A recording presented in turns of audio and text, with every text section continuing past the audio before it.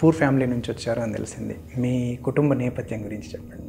Father auto డ్రైవర్గా పనిచేసేది, mother బీడీలు చేసేది. తినడానికే కష్టంగా ఉండేది. సో ఆ టైంలో చాలా పనులు చేసాము.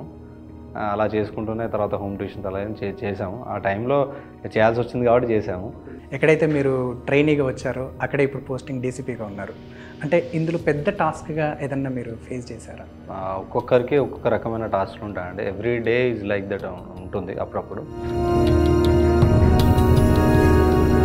చాలామందికి కూడా ఒక ప్రయత్నంలో భాగంగా మిస్ అవుతూ ఉంటే చుట్టుపక్కల వాళ్ళు డిసప్పాయింట్ చేయడం, మనంగా కూడా డిసప్పాయింట్ అవుతూ ఉంటాం. క్లారిటీ అనేది ఉండాలి వాళ్ళకి. అంటే నిజంగా నాకు ఎందుకు ఆ కసి అనేది ఉండాలి. జాబ్ కొట్టాలి అంటే ఒక లక్ష్యం పెట్టుకొని ఆ లక్ష్యం చేరేయడం. అంటే గ్రూప్స్ రాసేవాళ్ళు సివిల్స్ ఈజీయేనా? అంటే వాళ్ళు ఏ రకమైనటువంటి బుక్స్ ఫాలో అవుతే బాగుంటుంది? సిలబస్ సేమ్, బుక్స్ సేమ్, కాకపోతే నువ్వు చదివే విధానం, రాసే విధానం కొద్దిగా అప్గ్రేడ్ చేసుకుంటే ఆటోమేటిక్గా you can write for civils. మిమ్మల్ని ఇంటర్వ్యూలో ఏం అడిగారు ఏమన్నా? సివిల్స్ వైపు ఎక్కడ టర్న్ అయ్యారు? అంటే డిప్లొమా నుంచా లేకపోతే ఆఫ్టర్ బీటెక్? నేను యాక్చువల్గా 10th నుండే సివిల్ సర్వెంట్ కావాలనుకున్నాను. కాకపోతే మనకు సరిపడే అవగాహన ఏది లేదు. జస్ట్ ఒక గోల్ ఉండే కానీ దానికి ఎట్లా రీచ్ కావాలనేది ఏం ఐడియా లేకుండే. నమస్కారం, మైక్ టీవీకి స్వాగతం. నేను సతీష్ అట్ల.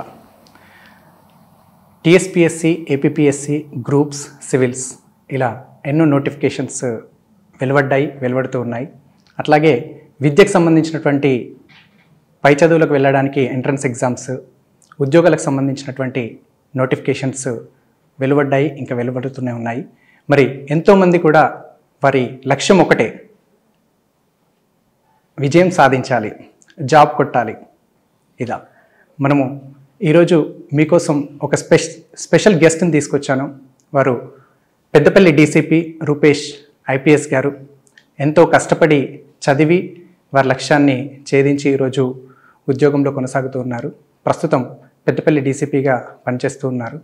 వారిని మీకోసం ఈరోజు తీసుకొచ్చాను. వారితో మాట్లాడదాం. నమస్కారం అండి. నమస్తే.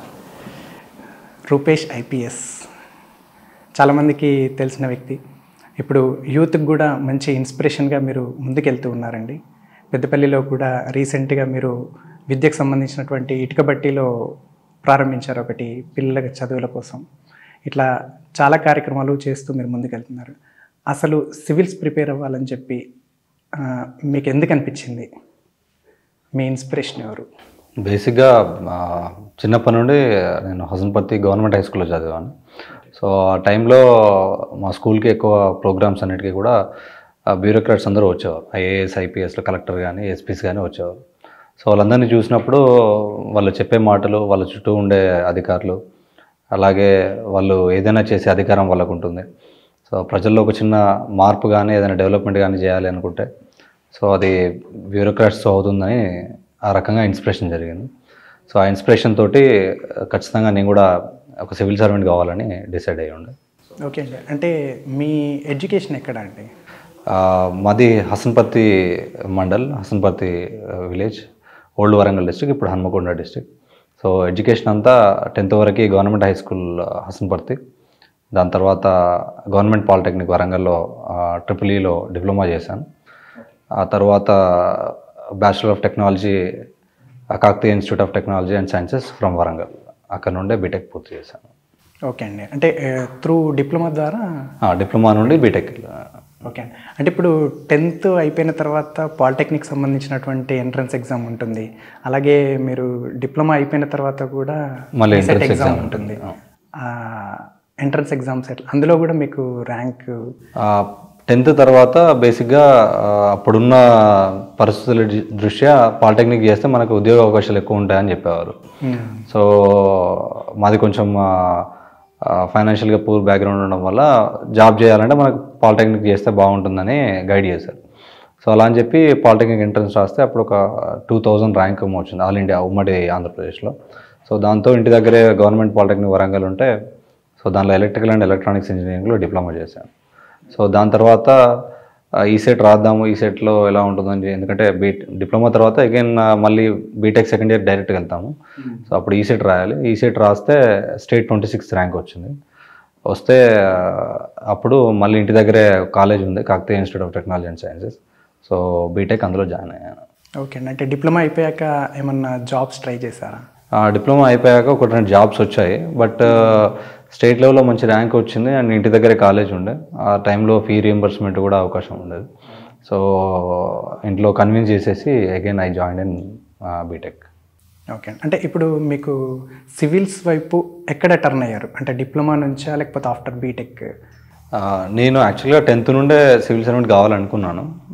కాకపోతే మనకు సరిపడే అవగాహన ఏది లేదు. జస్ట్ ఒక గోల్ ఉండే కానీ దానికి ఎట్లా రీచ్ కావాలనేది ఏం ఐడియా లేకుండే. సో బీటెక్ వచ్చిన తర్వాత 3rd ఇయర్ అండ్ ఫైనల్ ఇయర్లో చేస్తున్నప్పుడు సో ఎగ్జామినేషన్ ప్యాటర్న్ ఎలా ఉంటుంది, ఏం చేయాలి, ఏం చదవాలి అని చెప్పేసి ఉండే. దానికంటే ముందు ఫస్ట్ ఫైనాన్షియల్గా మనం స్థిరపడాలని చెప్పేసి గవర్నమెంట్ జాబ్స్ అన్నీ రాసేది. సో అందులో ఒక జాబ్ వచ్చిన తర్వాత బీటెక్ తర్వాత కంప్లీట్ ఫోకస్ సివిల్ సర్వీస్ మీద పెట్టాను. ఓకే. అంటే ఏమి జాబ్ చేసేస్తారు అప్పుడు? నేను బీటెక్ అయిపోగానే సెంట్రల్ పబ్లిక్ హౌస్ డిపార్ట్మెంట్లో జూనియర్ ఇంజనీర్గా జాయిన్ అయ్యాను. జాయిన్ అయ్యి అక్కడ ఒక 4.5 years చేశాను, 2013 నుండి 2017 దాకా. సో 2017లో సివిల్ సర్వీసెస్ క్రాక్ చేసిన తర్వాత డైరెక్ట్ దాని నుండి ఇండియన్ పోలీస్ సర్వీస్లో జాయిన్ అయ్యాను. ఓకే. ఇన్కమ్ ట్యాక్స్ డిపార్ట్మెంట్లో కూడా పనిచేస్తాను. అంటే నా place of work income tax department ఉండేది. ఓకే. బట్ బేసిక్గా నా వర్క్ వచ్చేసి ఇంజనీరింగ్ డిపార్ట్మెంట్. ఓకే. సో నా ప్లేస్ ఆఫ్ వర్క్ చెన్నైలో ఇన్కమ్ ట్యాక్స్ డిపార్ట్మెంట్ ఉండేది. అక్కడ కూడా చాలామంది ఐఆర్ఎస్ ఆఫీసర్స్తో ఇంటరాక్షన్ ఉండేది. So that is also one of the continue motivation for me. So అలా కూడా ఒక రకంగా చెప్పాలంటే హెల్ప్ చేసింది. ఓకే. అంటే అప్పటి నుంచే దాంట్లో భాగంగానే సివిల్స్ రాయడం స్టార్ట్ చేశాను. అవును, నేను జాబ్ చేస్తూ అలాగే ప్రిపేర్ అవుతూ ఉండే. అంటే కోచింగ్ ఏమన్నా తీసుకున్నారా సార్? నేను ఫుల్ టైం జాబ్ చేసేది కంప్లీట్గా 2013 నుండి. సో కోచింగ్ డైలీ ఆఫీస్కి వెళ్ళి మళ్ళీ ఇబ్బంది అవుతుందని చెప్పేసి డైలీ మనకు ఈవినింగ్ ఏదైనా స్పెషల్ క్లాసెస్ పర్టికులర్ మాడ్యూల్కి ఉంటే దాని క్లాసెస్కి వెళ్ళేది. అదర్వైజ్ సాటర్డే సండే టెస్ట్ సిరీస్లు రాసేది బాగా. ఓకే అండి. అంటే సివిల్స్ 4 times ప్రయత్నంలో భాగంగా 4th time వచ్చినట్టు తెలిసింది. అంటే ఆ 3 ప్రయత్నాల్లో భాగంగా ఎక్కడెక్కడ అంటే మీకు ఎలా ప్రాసెస్ ఎలా జరిగింది? అంటే ఫస్ట్ ప్రయత్నం అనేది 2013 గ్రాడ్యుయేషన్ కాగానే రాశాను. ఏప్రిల్లో గ్రాడ్యుయేషన్ అయిపోయింది, మేలో ఎగ్జామ్ రాశాను. సో అది ఒక అవగాహన లేకుండా రాసినాం, మనకి ఏం తెలియదు, బట్ ఏదో దాని ఎలా ఉంటుందో తెలియడానికి రాసాం అంతే. సో అది ఒక మిస్టేక్ యాక్చువల్లీ, అట్లా రాయకూడదు. సివిల్ సర్వీస్ అనేది మీ కంప్లీట్ కాన్ఫిడెన్స్ వచ్చిన తర్వాతనే రాయాలి. సో ఫస్ట్ అటెంప్ట్ అనేది సో మనకేం తెలియకుండా ఏదో వెళ్ళి రాసాము, దట్స్ అ మిస్టేక్. నెక్స్ట్ 2014లో నేను కంప్లీట్గా ప్రిపేర్ అయ్యి రాశాను, బట్ అప్పుడు ప్రిలిమ్స్ క్లియర్ కాలేదు. 2015లో మళ్ళీ సేమ్ మళ్ళీ రాస్తే 15లో మెయిన్స్ క్లియర్ అయింది. సో మెయిన్స్ క్లియర్ అయిన తర్వాత ప్రిలిమ్స్ క్లియర్ అయింది, మెయిన్స్ రాశాను, బట్ మెయిన్స్లో క్లియర్ కాలేదు. సో సరే మళ్ళీ ఇంకోసారి ట్రై చేద్దామని 16లో చేస్తే ఐ క్లియర్డ్ ఎవ్రీథింగ్. ఓకే. అంటే జనరల్గా ఇప్పుడు చాలామందికి కూడా ఒక ప్రయత్నంలో భాగంగా మిస్ అవుతూ ఉంటే చుట్టుపక్కల వాళ్ళు డిసప్పాయింట్ చేయడం, మనంగా కూడా డిసప్పాయింట్ అవుతూ ఉంటాం. అంటే అందులో భాగంగా ఎక్కడ మీకు అనిపించలేదా? ఒకటి అడ్వాంటేజ్ ఏంటంటే నేను చాలా ఐసోలేటెడ్గా ప్రిపేర్ అయ్యాను. సో నాకు ఆ పీర్ ప్రెషర్ అనేది లేదు. అంటే నా పక్కన వాళ్ళు క్లియర్ అవుతుంది, నాకు ఎవరు క్లియర్ అవుతున్నారో ఎవరు అనేది తెలియదు. నేను ఫైనల్ ఎగ్జామ్కి వచ్చే వరకు కూడా నాకు ఇంకొక అతను ఎగ్జామ్ రాసే అతను ఎవరు తెలియదు. సో కంప్లీట్గా నేను ఆన్లైన్లో చూసుకోవడము, బుక్స్ చదవడమే ఉన్నది. సో దానివల్ల నాకు పీర్ ప్రెషర్ ఏం లేదు. అలాగే ఇంట్లో కూడా ఆల్రెడీ వాళ్ళకు కూడా అంత అవగాహన లేదు. ఇతను ఏదో గవర్నమెంట్ జాబ్ ప్రిపేర్ అవుతున్నా అనుకున్నారు కానీ సివిల్ సర్వీసెస్ అని చెప్పేసి వాళ్ళకి ఏం ఐడియా లేదు. సో ఇంటి దగ్గర నుండి నాకు ప్రెషర్ ఏం లేదు. పర్సనల్గా ఫ్రెండ్స్ దగ్గర నుండి ఏం ప్రెషర్ లేదు. పర్సనల్గా కూడా ఆల్రెడీ నేను గవర్నమెంట్ జాబ్లో ఉన్నాను కాబట్టి సో కెరీర్లో మనకు బ్యాకప్ ప్లాన్ ఒకటి ఉంది కాబట్టి పెద్దగా ఇబ్బంది ఎదురుకాలేదు. ఓకే అండి. అంటే జనరల్గా ఇప్పుడు ప్రిపేర్ అవుతున్న వాళ్ళకి చాలామంది కోచింగ్ అవసరం లేకపోవడమా, ఇప్పుడు వచ్చిన టెక్నాలజీ పరంగా సోషల్ మీడియా ప్రకారంగా అన్నీ కూడా ఆన్లైన్లలో క్లాసెస్ చెప్తున్నారు, మెటీరియల్ దొరుకుతున్నాయి. అంటే ఇప్పుడు సివిల్స్ రాసే వాళ్ళకి ప్లస్ గ్రూప్స్ రాసే వాళ్ళకి ఇంకా ఇతర కాంపిటేటివ్ ఎగ్జామ్స్ రాసే వాళ్ళకి మీరేం సలహా ఇస్తారు? అంటే ఒకటే అండి, మనకి ఎగ్జామ్ రాయాలి అని డిసైడ్ అయితే క్లారిటీ అనేది ఉండాలి. ఎందుకు మనం ఎగ్జామ్ రాయాలి అని చెప్పేసి ఆ క్లారిటీ ఉంటే ఎప్పుడు కానీ, ఎందుకంటే ఇట్స్ ఏ లాంగ్ జర్నీ. చాలామంది ఫస్ట్ అటెంప్ట్లో వస్తుంది అది అని అంటారు. బట్ పర్సనల్గా నా పర్సనల్ ఒపీనియన్ ఏంటంటే it takes time to understand the subject. So ఎవరైనా చదవాలి అని కూడా క్లారిటీ ఉండాలి, వాళ్ళు ఎందుకోసం చదువుతున్నారు. సరే పబ్లిక్ సర్వీస్ చేయడానికా, లేదంటే ఆ సొసైటీలో రికగ్నైజేషన్ కోసమా, లేకుంటే పర్సనల్ సాటిస్ఫాక్షన్ కోసమా, పవర్ కోసమా అనేది వాళ్ళకు క్లారిటీ ఉండాలి. క్లారిటీ ఉంటే ఆటోమేటిక్గా మోటివేషన్ లెవెల్స్ అనేది ఉంటుంది. దానిలో భాగంగా ఇంకోటి ఏంటంటే కోచింగ్ అవసరమా లేదా అని. కోచింగ్ అంటే ఏంటంటే నాకు తెలిసి కోచింగ్ అంటే నీకు ఒక గైడెన్స్ని ఇస్తుంది ఎటు పోవాలని చెప్పేసి. నీకు ఒక మంచి మెంటర్ ఉన్నాడు అనుకోండి, ఒక చెప్పేవాడు ఉన్నాడు, సో నీకేం కోచింగ్ అవసరం లేదు. అంటే ఏం చదవాలి ఏం చదవద్దు నేను కంటిన్యూస్ ఎవాల్యుయేషన్ చేసే వాళ్ళు ఉంటే నీకు కోచింగ్ అవసరం లేదు.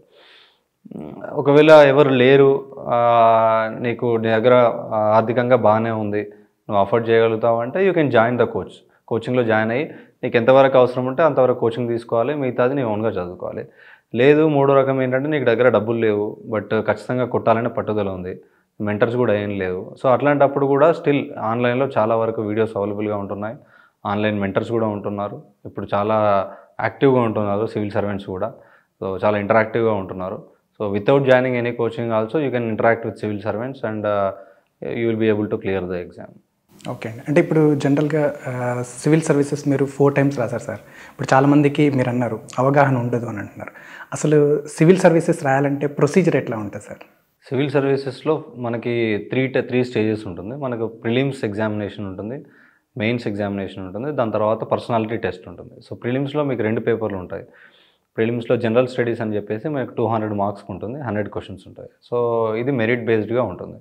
రెండో పేపరు సీసాట్ ఉంటుంది, యాప్టిట్యూడ్ టెస్ట్. దానిలో క్వాలిఫైయింగ్ మార్క్స్ ఉంటాయి. ఓన్లీ 33% మార్క్స్ వస్తే క్వాలిఫైడ్, దానిలో మెరిట్ ఏముండదు. సో మనకు మెరిట్ వచ్చేది జనరల్ స్టడీస్లో ఫస్ట్ పేపర్లో మీరు ఎక్కువ మార్కులు తెచ్చుకుంటే, సో యూపీఎస్సీ అనేది 1:10, 1:12 అట్లా ఆ నిష్పత్తిలో తీస్తుంది మెయిన్స్కి. ఓకే అండి. సో ఒక 10-12 వేల మందిని తీస్తుంది మెయిన్స్కి.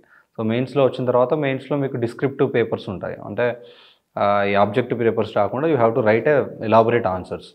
సో ఆన్సర్స్ రాయడంలో ఏంటంటే దానిలో మళ్ళీ ఆప్షనల్ సబ్జెక్ట్ అని కూడా ఒకటి ఎక్స్ట్రా యాడ్ అవుతుంది. సో దానిలో ఒక జనరల్ ఎస్సే, ఒక 4 general studies papers and optional 2 పేపర్లు, మొత్తం 7 పేపర్లు ఏమో మెరిట్కి తీసుకుంటారు. ఒక 2 పేపర్లు మాత్రం క్వాలిఫైయింగ్ నేచర్లో ఉంటుంది. ఒకటి ఏదైనా ఒక ఇండియన్ లాంగ్వేజ్, అది మనం తెలుగు వాళ్ళం కాబట్టి తెలుగు ఉంటుంది. అలాగే బేసిక్ ఇంగ్లీష్ ఒకటి ఉంటుంది, 12th స్టాండర్డ్ లెవెల్లో ఇంగ్లీష్ ఉంటుంది. ఈ 2 పేపర్లలో మార్క్స్ కౌంట్ కావు, క్వాలిఫై కావాలి అంతే. 30% ఆఫ్ ద మార్క్స్ రావాలి. మిగతా 7 పేపర్స్లలో ఎవరికి ఎక్కువ మార్కులు వస్తే వాటిలలో మళ్ళీ 1000 వేకెన్సీలు ఉంటే ఒక 3000 మందిని ఇంటర్వ్యూకి పిలుస్తారు. 275 మార్క్స్కి పర్సనాలిటీ టెస్ట్ ఉంటుంది. సో దానిలో మీరు ఎక్కువ ఎంత మార్కులు తెచ్చుకుంటే ఆ మార్కులు ప్లస్ మెయిన్స్లో వచ్చిన మార్కులు వీటన్నిటినీ కలిపి మెరిట్ లిస్ట్ తీస్తారు. సో ఆ మెరిట్ లిస్ట్లో కనుక మనం ఫస్ట్ 1000 ఆర్ 800 మందిలో ఉంటే ర్యాంక్ వస్తుంది. ఓకే అండి. ఇప్పుడు పర్సనాలిటీ డెవలప్మెంట్ అన్నారు, మీరు లాస్ట్ 4th టైం ఇంటర్వ్యూకి ఫేస్ చేశారు. అంటే ఇంటర్వ్యూలో జనరల్గా ఎలాంటి టాపిక్స్ అడిగే అవకాశం ఉంటుందండి? అంటే ఇంటర్వ్యూలో ఒక నిర్దిష్టంగా ఎలాగా ఉంటుందని ఉండదు. సో యూపీఎస్సీ మెంబర్స్ చాలా ఎక్స్పీరియన్స్డ్ ఉంటారు, చాలా రిటైర్డ్ బ్యూరోక్రాట్స్ కానీ, అకాడమిషియన్స్ కానీ, ప్రొఫెసర్స్ కానీ ఉంటారు. సో వీళ్ళంతా కూడా ఒక్కొక్క వ్యక్తిని ఒక్కొక్క రకంగా మెజర్ చేస్తారు వాళ్ళ పర్సనాలిటీని. బేసిక్గా ఏంటంటే మన బ్యాక్గ్రౌండ్ అంతా అడుగుతారు. మనము పర్సనల్ టెస్ట్ వెళ్ళే ముందు మన రెజ్యూమ్ లాగా డ్యాఫ్ అని అంటారు, డీటెయిల్డ్ అప్లికేషన్ ఫామ్. సో దాంట్లో మనం ఎక్కడ చదువుకున్నాము, ఏం చేసాం, మన హాబీస్ ఏంటి, మన బ్యాక్గ్రౌండ్ ఏంటి, అవన్నీ ఉంటాయి. సో బేసిక్గా ఏ క్యాండిడేట్ అయినా ఒక 50% ఆఫ్ ద క్వశ్చన్స్ వీటి గురించి అడుగుతారు. నీ హాబీస్ ఏంటి, నీకేం క్వాలిటీస్ ఉన్నాయి, అంటే దాన్ని బట్టి సైకాలజీ టెస్ట్ చేస్తారు, నీ యాప్టిట్యూడ్ అనేది టెస్ట్ చేస్తారు. దాని తర్వాత ఇంకొక 50% సమకాలీన అంశాల మీద అడుగుతారు. బయట జరుగుతుంది ఒక ఇష్యూ జరిగితే నువ్వు ఎలా ఎదుర్కోగలుగుతావు అని అడుగుతారు. సో దాన్ని బట్టి ఇంకా ఏమైనా ఒక ఆన్సర్ మనం చెప్పిన దాన్ని బట్టి కూడా ఫాలో అప్ క్వశ్చన్స్ అనేవి ఉంటాయి. సో ఆ ఫాలో అప్ క్వశ్చన్స్లో కూడా నువ్వు ఎలా చెప్తున్నావు, తడబడుతున్నావా, ఒక డెసిషన్ తీసుకుంటే ఎగ్జాక్ట్గా దాన్ని ఫాలో అవుతున్నావా లేదా ఒక క్రైసిస్ వచ్చినప్పుడు నువ్వు ఎలా ఫీల్ అవుతున్నావు అనేది కంప్లీట్గా కూడా అసెస్ చేస్తారు. సో అది ఇలాగే ఉంటుందని ఏమి ఉండదు, ఒక్కొక్క క్యాండిడేట్కి ఒక్కొక్క ఎక్స్పీరియన్స్ ఉంటుంది. బట్ మోర్ ఆర్ లెస్ మన బ్యాక్గ్రౌండ్ మీద, అలాగే మన యొక్క క్వాలిటీస్ మీద డిపెండ్ అయి ఉంటుంది. ఓకే అండి. మిమ్మల్ని ఇంటర్వ్యూలో ఏం అడిగారు ఏమన్నా? ఆ, నా ఇంటర్వ్యూలో మోస్ట్లీ నేను వరంగల్ నుండి వచ్చాను కాబట్టి అప్పుడు ఆ, మన దగ్గర నక్సల్స్ ప్రాబ్లం ఎక్కువ ఉండేది. సో అది ఎందుకు ఉంది నక్సల్స్ ప్రాబ్లము, ఇప్పుడు ఏపీ తెలంగాణ ఎలా కట్టేలు చేసింది, సో ఎలాంటి స్ట్రాటజీని ఇంప్లిమెంట్ చేశారని అడిగారు. దాని తర్వాత నేను చేస్తున్న జాబ్ గురించి అడిగారు, సెంట్రల్ పీడబ్ల్యూడీ గురించి జూనియర్ ఇంజనీర్గా. నా టెక్నికల్గా కూడా కొన్ని క్వశ్చన్స్ అడిగారు. దాని తర్వాత బ్యాక్గ్రౌండ్, ఫాదర్ గురించి, నా హాబీస్ గురించి, సో వాటన్నిటి గురించి అడిగారు. అండ్ మీరు 2016 బ్యాచ్ అనుకుంటాను, అంటే ఆ టైంకి మనకు తెలంగాణ వచ్చింది. తెలంగాణ రిలేటెడ్ అంశాన్ని ఏమన్నా, ఉద్యమం గురించి అట్లా ఏమన్నా అడిగారు? ఉద్యమం గురించి అంటే బేసిక్గా మనం ఏమడిగారంటే చిన్న రాష్ట్రాల వల్ల ఉపయోగం ఏముంటుంది, ఎందుకు చేయాలి అని అడిగారు. ఆ ఉద్దేశంలో వాటి యొక్క అడ్వాంటేజెస్, ప్రతి ఒక రాష్ట్రం ఏర్పాటు గురించి ఒక్కొక్క దానికి ఒక్కొక్క రీజన్ ఉంటుంది. సో ఆ రీజన్స్ని బట్టి if it is logically and economically and financial ఫీజిబుల్గా ఉంటే మనం ఇవ్వాల్సి వస్తుంది, ఇస్తే బాగుంటుంది అన్నట్టు చెప్పాను. ఓకే అండి. అంటే ఇప్పుడు మీరు ఐఏఎస్కి వేరే మెజర్మెంట్స్ ఏం అవసరం లేదు ఫిజికల్గా ఇట్లా, అంటే ఐపీఎస్ కావాలని అనుకుంటే ఉండాల్సిన మెజర్మెంట్స్ ఎలా ఉండొచ్చు? అంటే బేసిక్గా ఐపీఎస్కి ఒక హైట్ చూస్తారు అంతే, ప్లస్ మిగతాదంతా కూడా ట్రైనింగ్లో ఇస్తారు. నార్మల్గా ఒక కలర్ బ్లైండ్నెస్ అలాంటివి కాకుండా, కలర్ బ్లైండ్నెస్ అండ్ హైట్ కాకుండా మిగతా ఏమున్నా కూడా ట్రైనింగ్లో నేషనల్ పోలీస్ అకాడమీ, సర్దార్వాలో నేషనల్ పోలీస్ అకాడమీ హైదరాబాద్లో ఉంటుంది. So it's a world class institution. వాళ్ళు చాలా బాగా మనల్ని అందరినీ ట్రైన్ చేస్తారు. నువ్వు ఎలా వెళ్ళినా కూడా, నువ్వు ఒక అథ్లెటిక్ బాడీ షేప్తో వెళ్ళినా, లేదు ఒక ఒబేసిటీ ఉన్న పర్సన్గా వెళ్ళినా కూడా వాళ్ళు వితిన్ 10 monthsలో నిన్ను ఒక ఆఫీసర్గా తీర్చిదిద్ది బయటకు పంపిస్తారు. ఎందుకంటే ఇప్పుడు మన దగ్గర ఈవెంట్స్ జరుగుతున్నాయి, ఎస్ఐ, కానిస్టేబుల్, ఇంకా ప్రీవియస్ వచ్చేసి 5KM, 800, 100 ఉన్నాయి. అట్లా ఇందులో ఏమన్నా ఉంటాయా? దీనిలో ఏముండవు, only civil service, only medical test ఉంటుంది అంతే తప్ప ఈ లాంగ్ జంప్, హై జంప్ లాంటివి ఏముండవు ఇండియన్ పోలీస్ సర్వీస్కి. ఓకే అండి. అక్కడికి వెళ్ళిన తర్వాత నేర్పిస్తారు. మళ్ళీ ఇప్పుడు ఎస్ఐలకి, కానిస్టేబుల్కి ఎంతైతే ట్రైనింగ్ ఉంటుందో అంతకంటే ఎక్కువ ట్రైనింగ్ కూడా ఇండియన్ పోలీస్ సర్వీస్ ప్రొబేషనర్స్కే ఉంటుంది. 16 kilometer రన్ కానీ, హై జంపులు కానీ, జంగిల్ ఎక్సర్సైజెస్ కానీ, ఫైరింగ్ కానీ, టాక్టికల్ మూమెంట్స్ కానీ, సో చాలా అడ్వాన్స్డ్ లెవెల్లో ఉంటాయి. ఓకే అండి. అంటే ట్రైనింగ్ ఎట్లా జరిగింది మీకంటే? ట్రైనింగ్ యాక్చువల్లీ చాలా టఫ్గా ఉంటుందండి. బయట ఎలా ఉంటుందంటే ఐపీఎస్ ఆఫీసర్స్కి పెద్దగా ట్రైనింగ్ ఉండదు, ఏదో ఎగ్జామ్ రాసి వస్తారు అనుకుంటారు. బట్ అది కరెక్ట్ కాదు. ఇండియన్ నేషనల్ పోలీస్ అకాడమీ అనేది ఒక వరల్డ్ క్లాస్ ఇన్స్టిట్యూషన్స్, ఒక టాప్ ఐపీఎస్ ఆఫీసర్లు అందరూ అందులో ఉంటారు. ఆ కరికులం కూడా చాలా స్ట్రిక్ట్గా ఉంటుంది. సో అక్కడ కంప్లీట్గా ట్రైనింగ్ అయ్యి ఆ 10 months ఒక ట్రైనీస్ లాగానే చూస్తారు. అక్కడ ఈవెన్ ఒక మనకు ట్రైనింగ్ ఇచ్చే కానిస్టేబుల్ అయినా కూడా మనం రెస్పెక్ట్ ఇవ్వాలి, సెల్యూట్ చేయాలి. Right from the turn out, ఎలా నడవాలి, ఎలా వెళ్ళాలి, ఎలా విష్ చేయాలి, సో ప్రతి ఒక్క విషయం కూడా వాళ్ళు నేర్పిస్తారు. అండ్ షెడ్యూల్ కూడా ఫిజికల్గా చాలా స్ట్రెనియస్గా ఉంటుంది. చాలా ఎక్కువ ఫిజికల్ యాక్టివిటీస్, ఒక ఫస్ట్ 3-4 months నేను కంప్లీట్గా ఫిజికల్గా బాగా స్ట్రెంథెన్ చేస్తారు అండి, ఫిట్నెస్ని బాగా ఇంప్రూవ్ చేస్తారు.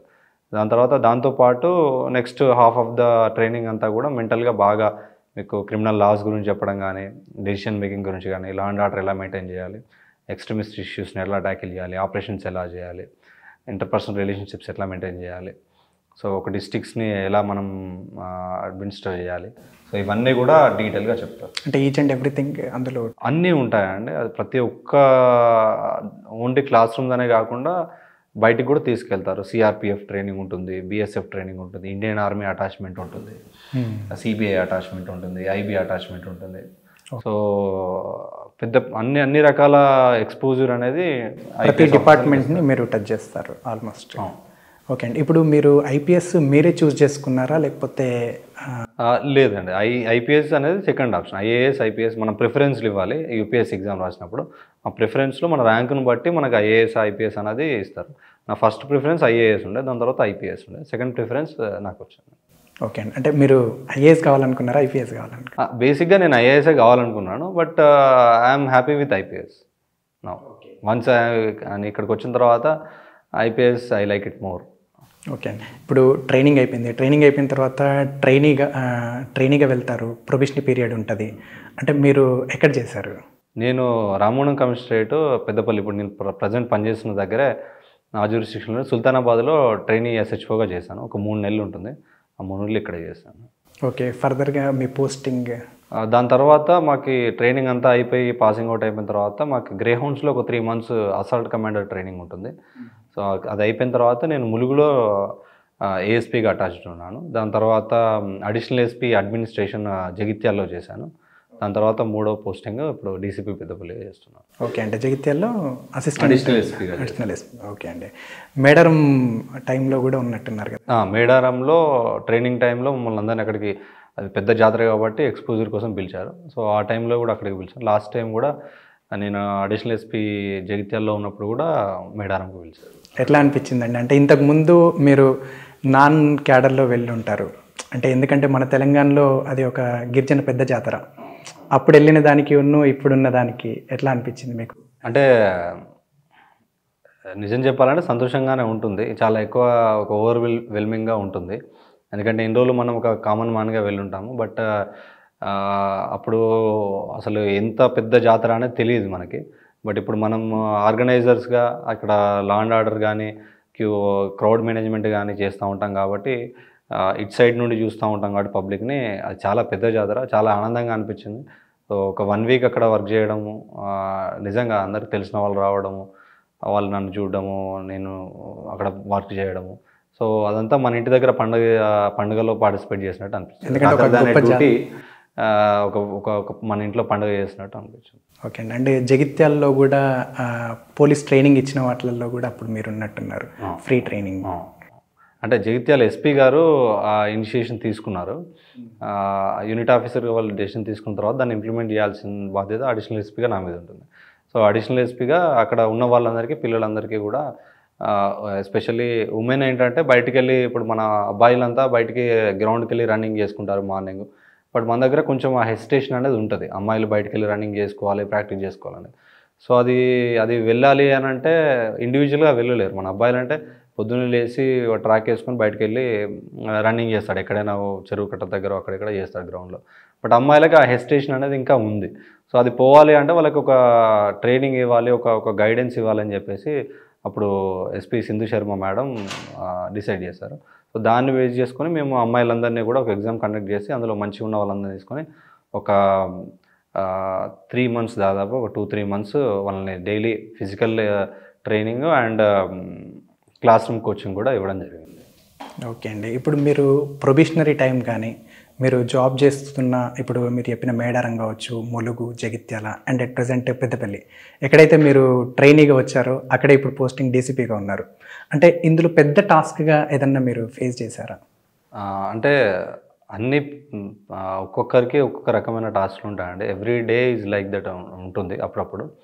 సో బేసిక్గా అంటే మేడారం వర్క్ ఎక్స్పీరియన్స్ అనేది చాలా బాగా ఉంటుంది. అక్కడ బందోబస్తులో చేస్తే కనుక మీరు ఎక్కడైనా బందోబస్తు చేసే అంత అది ఉంటుంది. సో అదొక మంచి ఎక్స్పీరియన్స్. దాని తర్వాత నేను డీసీపీ పెద్దపల్లి వచ్చిన తర్వాత రాగానే నాకు వితిన్ 1 వీక్లో సీఎం గారి బందోబస్తు ఉండేది 1 lakh మెంబర్స్ తోటి. సో అది ఒకటి చేశాను. దాని తర్వాత రామగుండంలో ప్రైమ్ మినిస్టర్ గారిది ఒక ప్రోగ్రామ్ ఉండేది. So it was a very challenging experience for me. అంటే ఇప్పుడిప్పుడే మనం కెరీర్లో సర్వీస్లోకి వచ్చాము. రాగానే అంత పెద్దదంటే చాలా డిపార్ట్మెంట్స్తో లైజన్ ఉంటుంది, చాలా కోఆర్డినేషన్ చేయాలి, ఆర్గనైజ్ చేయాలి. పిఎం సెక్యూరిటీ అనేది highest protocol security. So SPG interaction అలాంటివన్నీ ఉంటాయి. సో అది ఒక మంచి experience, challenging experience. With the support of our CP sir and hour men and officers I did, అంటే ఎలాంటి ఇబ్బంది లేకుండా కంప్లీట్ చేశాను. ఓకే అండి. అంటే ఇంకా కేసెస్కి సంబంధించి అట్లాంటివి ఏమన్నా చూసారా? కేసెస్కి సంబంధించి రెగ్యులర్గా వస్తూ ఉంటాయండి. అంటే ఛాలెంజింగ్ కేసులు అయితే ఇప్పటివరకు రాలేదు. బట్ వచ్చిన కేసులు రాగానే ఇక్కడ జాయిన్ కాగానే ఒక ఫైరింగ్ అయింది. ఇక్కడ ఫైరింగ్ తోటి ఒక అతను వాళ్ళ ఒక అతన్ని చంపేశారు జాయిన్ అయిన తర్వాత సెకండ్ డే. సో అది కూడా వితిన్ 1-2 డేస్లో క్రాక్ చేయడం జరిగింది. సో మోర్ ఆర్ లెస్ జరుగుతూ ఉంది. అంటే జనరల్గా మీకు ఇప్పుడు ట్రైనింగ్ ఇచ్చినప్పుడు కానీ, తర్వాత ప్రొబేషనరీ పీరియడ్ కానీ, ట్రైనింగ్ కానీ, ఎట్ ప్రజెంట్ కానీ, అంటే మీరు మూవ్ ఆన్ అవుతూ ఉంటే జనరల్గా టాస్క్ ఇస్తూ ఉంటారు. అంటే ఈ కేసు మీరు డీల్ చేయండి అన్నట్టుగా మీకు కొన్ని ఉంటాయి. అట్లా ఏమన్నా మీకు టెస్ట్ లాగా లేకపోతే ఇది అప్పచెప్పడం లాంటివి ఏమన్నా జరిగాయా? అలాంటివి ఏమీ ఇప్పటివరకు రాలేదు. యాజ్ ఏ ఐపీఎస్ ఆఫీసర్స్‌కి ఏంటంటే పర్సనల్ ఇన్వెస్టిగేషన్ పెద్దగా ఉండదు. More or less we will be like a supervisory officers. ఒక ఏఎస్‌పీ పీరియడ్‌లోనే మీరన్నట్టు కేసెస్ ఉంటాయి. సో, దాని తర్వాత ఇప్పుడు డీసీపీగా మనకు పర్సనల్ ఇన్వెస్టిగేషన్ ఉండదు. మనం గైడ్ చేయాల్సొస్తుంది. మన కింద ఉండే ఎస్ఐల్ని, సీఐల్ని అండ్ సమ్ లెవెల్ ఏసీపీస్‌ని గైడ్ చేయాల్సొస్తది.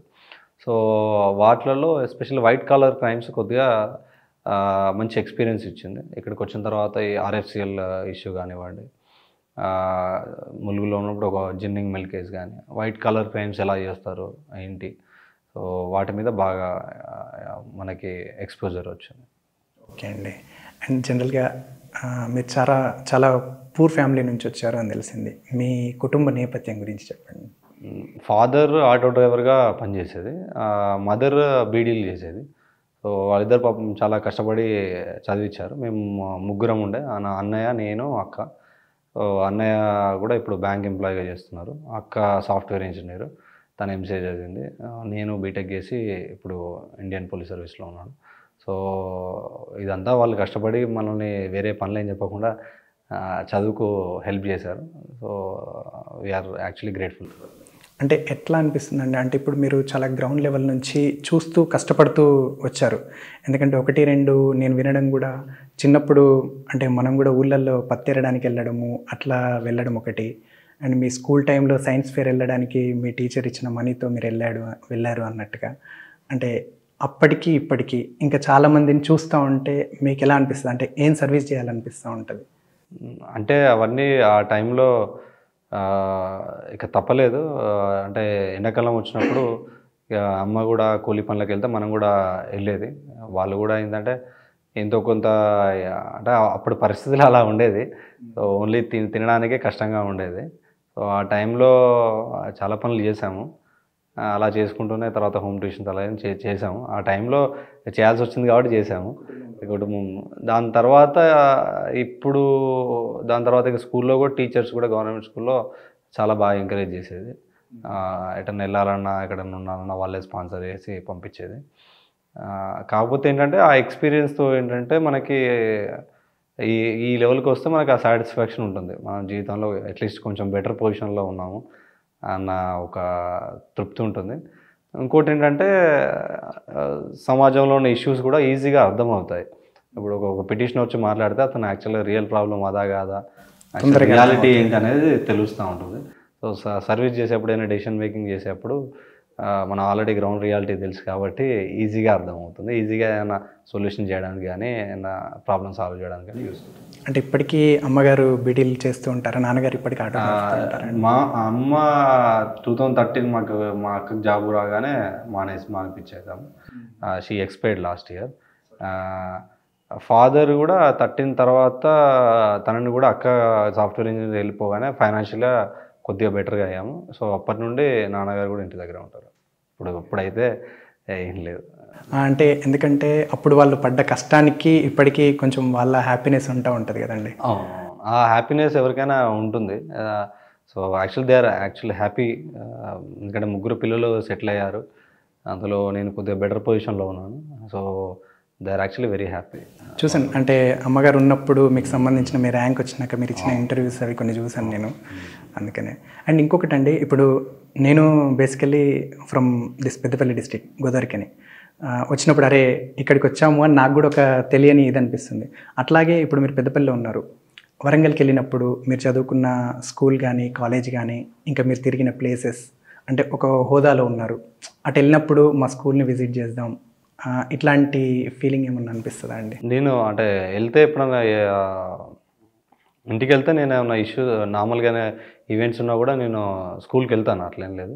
స్కూల్కి వెళ్ళి పిల్లలతో ఇంటరాక్ట్ కావడం అదే జరుగుతూ ఉంది. ఇంకోటి ఆ ఏరియాలు తిరుగుతూ ఉంటే చాలా ప్రౌడ్గా ఫీల్ అవుతూ ఉంటాము. ఎందుకంటే అక్కడే పెట్రోల్ బంక్ దగ్గర కమిషనరేట్ పక్క నుండి నడుచుకుంటూ వెళ్ళేది హెడ్ క్వార్టర్స్. సో, వరంగల్లో పాలిటెక్నిక్ చేసేప్పుడు వరంగల్ నుండి పెట్రోల్ బంక్ వచ్చి ఆడ దిగి అక్కడ నడుచుకుంటూ కమిషనరేట్ పక్క నుండి నడుచుకుంటూ భయంగా వెళ్ళేది. సో, ఇప్పుడు అదే కమిషనరేట్ లోపలికి యూనిఫామ్ వేసుకుని ఎప్పుడైనా మీటింగ్స్ కానీ, ఏదైనా ఫంక్షన్స్ కానీ ఉంటే అదే కమిషనరేట్లోకి పోలీస్ వెహికల్లో వెళ్తే చాలా హ్యాపీగా అనిపిస్తుంది.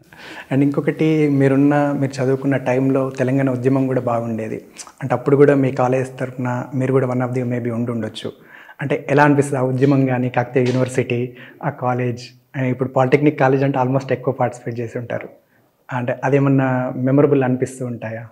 2009 ఉద్యమంలో అంటే ఆ టైంలో స్టూడెంట్స్గా ఉండదు కాబట్టి ఇక అది అన్ని వర్గాలు అన్ని స్టూడెంట్స్ అంతా కూడా పార్టిసిపేట్ చేస్తారు. సో ఆ టైంలో మేము కూడా వెళ్ళి ఆ వరంగల్ ఎంజిఎం చౌరస్తా దగ్గర ధర్నాలు అలాంటివి చేసేది. సో అప్పుడు చేసాము. It's very beautiful period actually. So education వైజ్గా కొంచెం ఇబ్బంది ఎదురైనా కూడా మనం ఈ ఉద్యమంలో పార్టిసిపేట్ చేసినందుకు ఒక తృప్తి అయితే ఉంటుంది. ఓకే అండి, ఇప్పుడు మొత్తానికి హ్యాపీ. అండ్ ఇప్పుడు మీరు పెద్దపల్లి డీసీబీగా ఛార్జ్గా తీసుకున్న తర్వాత, అంటే మేము న్యూస్ చూసాము, అంటే విన్నాము కూడా, ఇక్కడ ఇటుకబట్టిళ్ళల్లో పనిచేసే పిల్లల వాళ్ళ కోసం మీ ఆధ్వర్యంలో పోలీస్ డిపార్ట్మెంట్ తరపున స్కూల్స్ ఏర్పాటు చేశారు. చిన్నపిల్లలు మళ్ళీ పనులలోకి వెళ్ళకూడదు, అది చట్టరీత్యా నేరం అనే ఉద్దేశంతో ఒకటి స్టార్ట్ చేశారు. దాని గురించి చెప్పండి. పెద్దపల్లి డిస్టిక్కి నేను 5 months అవుతుంది వచ్చి. సో 5 monthsలో బేసిక్గా పెద్దపల్లిలో మనకి ఇండస్ట్రీ లేదు, అది కంప్లీట్గా పారిశ్రామిక ప్రాంతం. చాలా ఇండస్ట్రీస్ ఉంటాయి ఇక్కడ. కోల్ సింగరేణి చాలా పెద్ద మొత్తంలో ఉంటుంది గోదావరి కానీ, అలాగే సిమెంట్ పరిశ్రమలు కానీ, ఎన్టీపీసీఎల్ మన ఎలక్ట్రిసిటీ జనరేషన్ కానీ. దాంతోపాటు పెద్దపల్లి మండలం, సుల్తానాబాద్ మండలం, బసంత్ నగర్, వీటిల్లో బేసిక్గా మనకు ఈ ఇటుక బట్టి పరిశ్రమ అనేది చాలా పెద్దది, చాలా పెద్ద మొత్తంలో ఉంటుంది. ఇక్కడ నుండి తయారైన ఇటుక బట్టీలన్నీ కూడా మనకు హైదరాబాద్లో అమ్ముతూ ఉంటారు. సో దానిలో ఏమవుతుంది అని అంటే, ప్రతి ఇయర్ మనకి ఇక్కడ ఇటుక బట్టీల్లో మన దగ్గర లేబర్ పనిచేయరు. సో ఈ లేబర్ అంతా కూడా ఒడిశా నుండి వస్తారు. సో ఒడిశా నుండి వచ్చే లేబర్ ఏంటంటే, వాళ్ళు కూడా ఇది ఎప్పుడు స్టార్ట్ అవుతుందంటే వర్షాలు తగ్గిన తర్వాత డిసెంబర్లో స్టార్ట్ అవుతుంది. డిసెంబర్ నుండి మళ్ళీ నెక్స్ట్ ఇయర్ వర్షాలు పడేదాకా, అంటే ఆల్మోస్ట్ మే జూన్ వరకు కంటిన్యూ అవుతుంది. సో 6 months వాళ్ళు ఇక్కడ పనిచేస్తారు. సో వాళ్ళు వచ్చినప్పుడు వాళ్ళ ఫ్యామిలీస్తో సహా వస్తారు.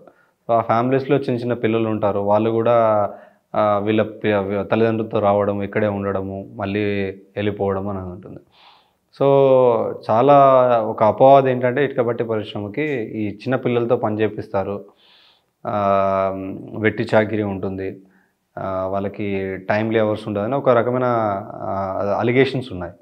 సో ఇక్కడికి వచ్చిన తర్వాత నేను ఒకసారి 2-3 సార్లు విజిట్ చేయడం జరిగింది ఇటుక బట్టీల్ని. సో విజిట్ చేసి మరి ఒక పర్మనెంట్ సొల్యూషన్ దీనికి ఏం చేస్తే బాగుంటుందని ఆలోచిస్తే, ఈ కేసులు పెట్టేసి ఎన్ఫోర్స్మెంట్ చేసినంత మాత్రాన కంప్లీట్ సొల్యూషన్ అనేది రాదు. ఒక చైల్డ్ లేబర్ చేస్తున్నాడని కేసులు పెట్టడం వల్ల. సో నేను ఇంకోటి అబ్జర్వ్ చేసింది ఏంటంటే, ఇటుక బట్టి ఓనర్లు కూడా, వాళ్ళు కూడా ఇప్పుడు అందరికీ తెలిసింది చైల్డ్ లేబర్ పెద్ద నేరము, వాళ్ళు ఎంకరేజ్ చేయరు. కాకపోతే ఏం జరుగుతుందంటే, అక్కడ ఫీల్డ్ లెవెల్లో తల్లిదండ్రులు పనిచేస్తూ ఉంటే 2 సంవత్సరాలు, 3 సంవత్సరాలు, 5 సంవత్సరాలు, 6 సంవత్సరాల పిల్లలు ఏంటంటే, వాళ్ళకి ఇల్లు చిన్నగా ఉండదు కాబట్టి అక్కడ ఉండలేక ఇది తల్లిదండ్రుల దగ్గరికి వచ్చి నిలబడుతున్నారు. సో నిలబడ్డప్పుడు వాళ్ళకి వాటర్ అందియడము, లేకుంటే ఖాళీ డబ్బా అందియడము స్టార్ట్ అవుతుంది. సో అది బయట నుండి చూసే వాళ్ళకి కూడా ఏమనిపిస్తుంది అంటే, పిల్లలతో పని చేస్తున్నారు అన్నట్టు అనిపిస్తుంది. అంటే కొన్ని ప్లేసెస్లో జరగవచ్చు, బట్ చాలా ప్లేసెస్లో ఇలాంటి ఏర్పడుతుంది. సో వీళ్ళు ఎందుకు క్లాస్ రూమ్లో కూర్చోట్లేదు అని చూస్తే, క్లాస్ రూమ్లలో ఉంటున్నాయి, బట్ అంత అట్రాక్టివ్గా ఉండట్లేదు క్లాస్ రూమ్స్. సో అందుకని చెప్పేసి వాళ్ళందరినీ నేను పిలిచి, మా పోలీస్ టీం అందరినీ ప్లస్ ఇటుక బట్టి యజమానులందరినీ పిలిచి ఏం చేశామంటే, ఏమనిపించిందంటే, ఇప్పుడు నాకు ఒక 3 years కిడ్ ఉన్నాడు. సో తను ఏంటంటే, నేను చెప్పేదానికంటే రైమ్స్, వీడియోస్ చూసి నేర్చుకున్నది ఎక్కువ ఉంటుంది. సో తను చిన్నగా ఇంగ్లీష్లో ఒక పదం మాట్లాడినా కూడా I feel very happy. So good morning అంటే గుడ్ మార్నింగ్ అని, థ్యాంక్ యూ అని చెప్పారు. సో అవన్నీ నేను చెప్పినాయి కాదు, రైమ్స్ చూసి అవి నేర్చుకున్నాను. సో అదొక అట్రాక్షన్ లాగా ఉంటుంది. అంటే దానికి దుష్ప్రభావాలు ఉన్నా కూడా పాజిటివ్గా కూడా లెర్నింగ్ ఇంపాక్ట్ అనేది ఉంటుంది. సో ఈ క్లాస్ రూమ్స్లలో డిజిటల్ క్లాస్ రూమ్స్ అంటే బేసిక్గా ఒక మంచి టీవీ, మంచి క్లారిటీ ఉన్న టీవీ తోటి ఈ డిజిటల్ రైమ్స్ అన్నీ కూడా అందులో పెట్టేసి లెసన్స్ అన్నీ అందులో పెడితే పిల్లలు ఖచ్చితంగా అక్కడ కూర్చొని చూస్తారు కదా అని ఒక ఆలోచన వచ్చింది. సో వాళ్ళందరినీ పిలిచి వాళ్ళందరినీ కూడా కౌన్సిలింగ్ చేశాం. సో వాళ్ళందరినీ ఇటుక బట్టి యజమానులని, పోలీస్ వాళ్ళందరినీ కూడా కూర్చోబెట్టి వాళ్ళకి కౌన్సిలింగ్ చేయడం జరిగింది. బేసిక్గా వాళ్ళకి ఏం చెప్పామంటే, ఎవ్రీ ఇయర్ మీకు కూడా ఇబ్బంది అవుతుంది, పిల్లలతో పని చేయించుకుంటున్నారని చెప్పేసి మీ మీద అలిగేషన్స్ వస్తున్నాయి, మీకు కేసులు పెట్టడము, మీకు ఇబ్బంది అవ్వడము, కోర్టు చుట్టూ తిరగడం ఇదంతా అవుతుంది కదా. మీరే ఒక పాజిటివ్గా ఒక పని చేయండి, ఇట్లా స్కూల్స్ మంచిగా డిజైన్ మంచిగా చేసి పిల్లల్ని అట్రాక్ట్ చేసేటట్టు చేయండి. సో దాంతోపాటు మీకు మీ పేరు మీ మీద ఉన్న అపవాదు పోతుంది, అలాగే పిల్లలు కూడా చదువుకుంటారు, బయట కనబడరు. సో దాంతోపాటు తల్లిదండ్రులు కూడా ఎవరైతే పని చేస్తారో వాళ్ళ పిల్లలు మంచిగా చదువుకుంటున్నారు, మంచిగా ఉన్నారు, వాళ్ళ యజమాని మంచిగా చూసుకుంటున్నాడు అంటే వాళ్ళు కూడా గట్టిగా పనిచేస్తారు. 10 ఇటుకలు చేస్తే కూడా 11 ఇటుకలు చేస్తారు. సో వాళ్ళు కూడా హ్యాపీగా ఉంటారు.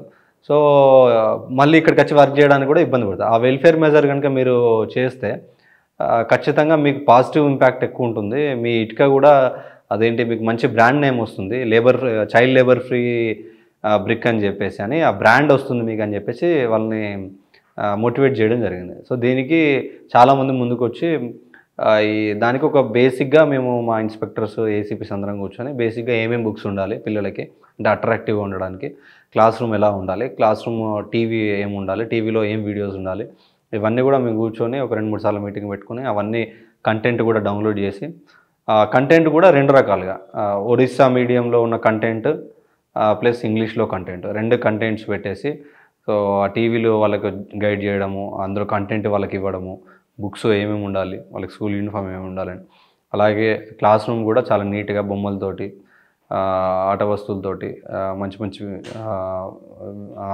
పిక్చర్స్ తోటి చేయించడం జరిగింది. 1-2 చేసి మోడల్ స్కూల్స్ లా చేసి వాటికి మిగతా వాళ్ళకు కూడా చూపించడం జరిగింది. So it is in the process. ఇప్పుడు దాదాపు మనకు 10 స్కూళ్ళ వరకు ఓపెన్ చేసాము. సో పిల్లలందరూ కూడా చాలా ఇంట్రెస్టింగ్గా ఆ వీడియోస్ చూసుకుంటూ they are learning the education. Okay అండి. 3 ఇయర్స్ బాబు ఉన్నారు అన్నారు కదా, ఎట్లా మ్యారేజ్ అంటే arranged marriage or love marriage? మాది లవ్ మ్యారేజ్ అండి. నా వైఫ్ వచ్చి నా క్లాస్మేట్, డిప్లొమా క్లాస్మేట్. సో వాళ్ళది పర్కాల, మన భూపాలపల్లి డిస్టిక్. సో అప్పటి నుండి మేము ఫ్రెండ్స్లో ఉండేది. తర్వాత ర్యాంక్ వచ్చిన తర్వాత we got married in the year of 18. Okay, ఎందుకంటే మీ ఫేస్బుక్లో ఇప్పటికీ ఇన్ రిలేషన్షిప్ అని ఉంది, అందుకే అది అప్పుడు పెట్టింది అనుకుంటా. ఒక 7-8 ఏళ్ళు. ఇప్పుడు సోషల్ మీడియాలో పెద్ద యాక్టివ్గా లేను, అది అప్పుడు పెట్టాను 2017-18లో పెట్టాను. ఓకే అండి. ఇప్పుడు మీ పాప గురించి బాబు గురించి చెప్పారు, అట్లాగే ఇప్పుడు ఆ చిన్న పిల్లలది చూశారు, అండ్ మీ కూడా కొన్ని వీడియోస్ చూశాను. అంటే ఇప్పుడు ప్రిపేర్ అవుతున్న వాళ్ళకి అట్లాగే చదువుకున్న ఇప్పుడు యూత్ ఎక్కువ ఉన్నారు, వాళ్ళకి సోషల్ మీడియా ఏదైతే ఉందో అండ్ సెల్ ఫోన్ వీటికి సంబంధించి ఒక ప్రిపరేషన్ అయ్యే టైంలో, చదువుకుంటున్న టైంలో, ఇంకా సర్టెన్ ఏజ్ టైంలో ఎంతవరకు దాన్ని వాడితే బాగుంటుంది, దాని గురించి ఏమంటారు? అంటే పిల్లలకి ఒకటంటే, పిల్లలకి స్టార్టింగ్లో ఎంతవరకు ఇవ్వాలో అంతవరకు ఇవ్వాలి. మిగతాది అవుట్డోర్ స్పోర్ట్స్ మనం ఎంకరేజ్ చేయాలి పిల్లలకి, ఆ ఫిట్నెస్ పెరుగుతూ ఉంటుంది. యాస్పిరెంట్స్ ఎవరైతే కాంపిటేటివ్ ఎగ్జామ్స్ యాస్పిరెంట్స్ ఉన్నారో వాళ్ళకి అందుకే అంటున్నాడు, క్లారిటీ అనేది ఉండాలి వాళ్ళకి. అంటే నిజంగా నాకు ఎందుకు ఆ కసి అనేది ఉండాలి, జాబ్ కొట్టాలి అంటే ఒక లక్ష్యం పెట్టుకొని ఆ లక్ష్యం చేరడానికి. సో ఈ డిస్ట్రాక్షన్స్ అన్నీ పెట్టుకోవద్దు. ఒకవేళ నీకు మొబైల్తో నేను చదువుకుంటున్నా, అది నాకు పాజిటివ్గా యూజ్ అవుతుంది అని అంటే దానిలో కొన్ని కంట్రోల్ కూడా మనం చేయొచ్చు. ఇప్పుడు ఫోన్ మనని కంట్రోల్ చేయకుండా మనం ఫోన్ని కంట్రోల్ చేయొచ్చు. సో దానిలో నోటిఫికేషన్స్ ఆఫ్లో పెట్టుకోవడం, అన్నెసరీ యాప్స్ అన్నింటినీ డిలీట్ చేయడము, యూట్యూబ్ లాంటిది కానీ, ఇప్పుడు మీరు అంటే ఫేస్బుక్ లాంటిది కానీ, ఇన్స్టాగ్రామ్ లాంటిది కానీ, వీటితో ప్రొడక్టివ్ యూజ్ అనేది ఏమి ఉండదు, యూటిలిటీ ఏమి ఉండదు. సో వాటిని అన్ఇన్స్టాల్ చేసుకోవడం, ఏదైతే యూజ్ఫుల్ ఉందో న్యూస్ ఆర్టికల్స్ ఉన్న యాప్ని డౌన్లోడ్ చేసుకోవడము, లేదంటే ఇంకేమైనా టెస్ట్ సిరీస్ ఉన్న దాన్ని డౌన్లోడ్ చేసుకోవడము, ఓన్లీ ఇవి మాత్రం పెట్టుకోవడము, ఒకవేళ వాడినా కూడా డూ నాట్ డిస్టర్బ్లో పెట్టి వాడుకోవడము, నోటిఫికేషన్స్ అన్నీ ఆఫ్ చేయడం. సో ఇలా ప్రొడక్టివ్ యూజ్ కూడా చేయొచ్చు మొబైల్ తోటి. సో బెటర్ డిస్కార్డ్ చేస్తే కంప్లీట్గా బాగుంటుంది, ఎందుకంటే బుక్స్ అన్నీ దొరుకుతున్నాయి. లేదు నేను కంఫర్టబుల్గా ఉన్నాను మొబైల్లో అన్నప్పుడు మిగతా డిస్ట్రాక్షన్స్ అన్నీ కూడా ఆఫ్ చేసేసి you can use productive apps and you can prepare from phone also. Okay అండి. అంటే ఇప్పుడు చాలా వరకు మొబైల్ ఒకసారి పట్టుకున్నామంటే ఒక సినిమా చూస్తుంటే, ఒక వీడియో చూస్తుంటే కంటిన్యూ అవుతూ ఉంటుంది. సో అట్లా ఎప్పుడు మీరు ప్రిపేర్ అవుతున్న టైంలో మీకు డిస్టర్బెన్స్ కానీ అట్లా ఇట్లా? నేను అందుకే ఈ అన్నెసరీ యాప్స్ అన్ని అన్ఇన్స్టాల్ చేసేది. సో ఓన్లీ ఏదైతే ఇంపార్టెంట్ యాప్ ఉందో అది చేసాను. ఇంకొకటి స్క్రీన్ టైమర్ పెట్టుకోవాలి, ఏది ఎక్కువ వాడుతున్నామని చెప్పేసి. సో మనము ఒక 2-3 డేస్ అనలైజ్ చేసుకుంటే ఏది ఎక్కువ వాడుతున్నామో మనకు తెలుస్తుంది. సో యాప్ని డిలీట్ చేస్తే అది పనికి వస్తా పనికి రా అని చూసుకొని ఆ యాప్ని డిలీట్ చేసుకొని చేసుకోవాలి. ఇంకొకటి, ఇప్పుడు గ్రూప్స్ ప్రిపేర్ అవుతున్నారు, ఇప్పుడు మీరు కొన్ని ఎస్ఎస్సి యూపీఎస్సి లెవెల్ కూడా కొన్ని ఎగ్జామ్స్ రాశారు. అంటే గ్రూప్స్ రాసే వాళ్ళు సివిల్స్ ఈజీయేనా? అంటే వాళ్ళు ఏ రకమైనటువంటి బుక్స్ ఫాలో అవుతే బాగుంటుంది, లేకపోతే ఇప్పుడు మీరు సోషల్ మీడియా పరంగా చెప్తున్నారు, లేకపోతే కొంతమంది గైడెన్స్ ఇచ్చేవాళ్ళు, కొంతమంది ఛానల్స్ ఉంటాయి, వాళ్ళ మెటీరియల్స్ ఉంటాయి, దానికి సంబంధించి ఏమైనా చెప్తారా? అంటే గ్రూప్స్కి కానీ సివిల్స్కి కానీ ఆల్మోస్ట్ ఇప్పుడు సిలబస్ సేమ్గా ఉంటుంది.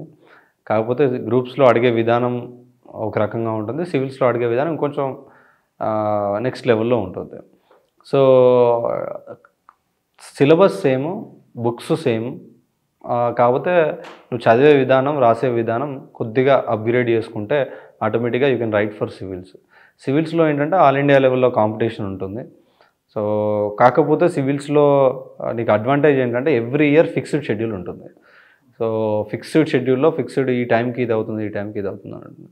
సో టీఎస్పీఎస్సీ మన దగ్గర ఏంటంటే ఎప్పుడైతే వేకెన్సీస్ అరేంజ్ అవుతాయో అప్పుడు నోటిఫికేషన్ ఉంటుంది కాబట్టి సో ఖచ్చితంగా మనం ఎవ్రీ ఇయర్ యూపీఎస్సీ సివిల్స్ రాసుకోవచ్చు, గ్రూప్స్ మనకు నోటిఫికేషన్ పడ్డప్పుడు గ్రూప్స్ రాసుకోవచ్చు.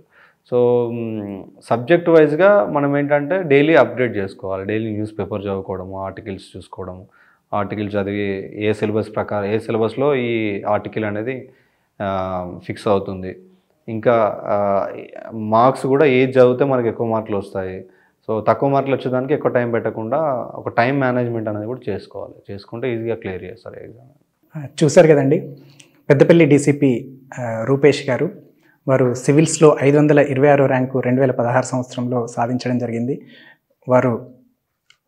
వారి ఎక్స్పీరియన్స్, అదేవిధంగా వారు అనుకున్న లక్ష్యాన్ని ఏ విధంగా ఛేదించారు, ఒక చిన్న కుటుంబం నుంచి, పూర్ ఫ్యామిలీ నుంచి వచ్చిన వారు ఏ విధంగా లక్ష్యాన్ని ఛేదించి ఈరోజు ఉద్యోగంలో కొనసాగుతున్నారో, లక్ష్యం ఉన్న వాళ్ళు ఎలా ముందుకెళ్ళాలి, ఒక టార్గెట్ పెట్టుకొని ఎలా ప్రిపేర్ అవ్వాలి అనే విధంగా తెలియజేశారు. అదేవిధంగా రీసెంట్గా ఒకటి పెద్దపల్లిలో ఇటుక బట్టీలలో పిల్లల కోసము వాళ్ళు ఉత్తగా ఉండకూడదు, అక్కడ తల్లిదండ్రుల దగ్గరికి వెళ్ళి ఉంటున్నారని చెప్పి వారికి కూడా ఒక ఇన్స్పిరేషన్ వేరే వాళ్ళకి అయ్యే విధంగా పోలీస్ డిపార్ట్మెంట్ తరఫున వారి సారథ్యంలో పిల్లలకి కూడా డిజిటల్ స్కూల్స్ అని చెప్పి స్టార్ట్ చేయడం జరిగింది. మంచి inspiration story. Young and dynamic officer, civil services యూపీఎస్సీలో ఐపీఎస్ హోదాలో కొనసాగుతున్నారు. వారు ఇంకా మంచి హోదాలో మంచి సర్వీస్ చేయాలని చెప్పి కోరుకుంటున్నాం. Thank you sir, me time ఇచ్చినందుకు.